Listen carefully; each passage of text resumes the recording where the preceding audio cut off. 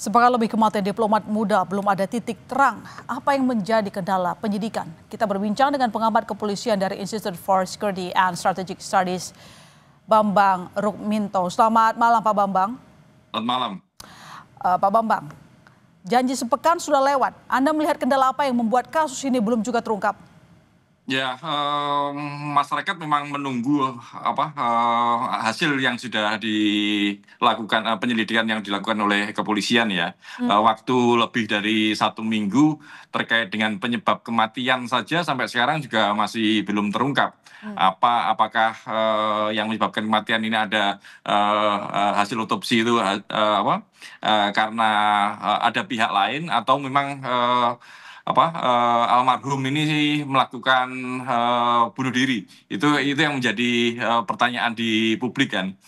Saya melihat memang ada kendala ya, kalau kita melihat kita belajar dari beberapa 20 tahun yang lalu, misalnya terkait dengan kematian Cak Munir misalnya, ada uji toksologi, tes toksologi itu terkait dengan racun misalnya, apakah kematian ini juga disebabkan oleh racun gitu loh, karena kematian yang tidak wajar dengan melilit lakban di muka, di wajah sampai sedemikian rupa, ini memang menjadi hal yang aneh ya, tidak wajar dan tidak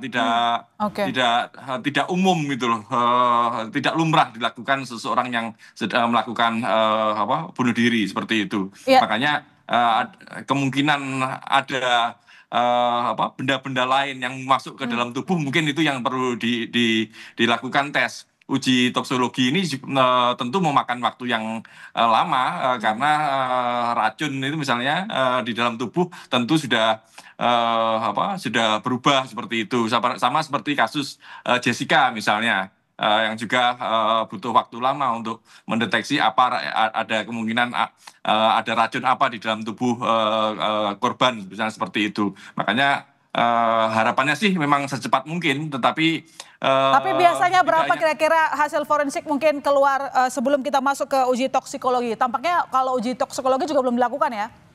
Ya, makanya apa yang sudah dilakukan oleh kepolisian itu, yang progres apa yang sudah dilakukan kepolisian itu seharusnya waktu-waktu juga harus disampaikan ke masyarakat agar tidak memunculkan asumsi kemana-mana gitu.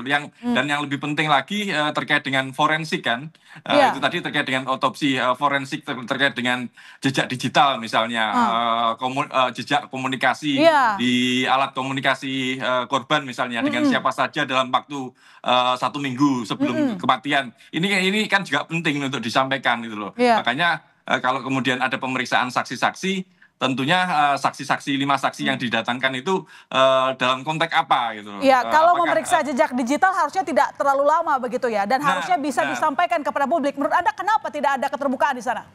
Ini yang menjadi kendala kepolisian. Mungkin kepolisian ingin lebih komprehensif, lebih detail sebelum menyampaikan ke masyarakat, agar tidak sepotong-potong informasi yang disampaikan. Mungkin seperti itu. Bisa dimaklumi, tapi kalau waktunya terlalu lama, ini nanti akan semakin memunculkan asumsi spekulasi, asumsi, benar. Benar, asumsi yang ini sudah beredar di media sosial kan, sudah kemana-mana bahwa ini terkait dengan kesaksian korban terkait dengan tindak pidana perdagangan orang dan yang lain-lain seperti itu kan.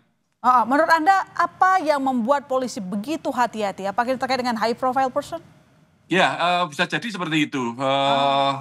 Makanya ini bisa juga terkait dengan kondisi pribadi korban ya, hubungan-hubungan dengan sekitarnya, atau jangan-jangan ini juga terkait dengan profil yang tidak bisa disampaikan kepada masyarakat, misalnya seperti itu.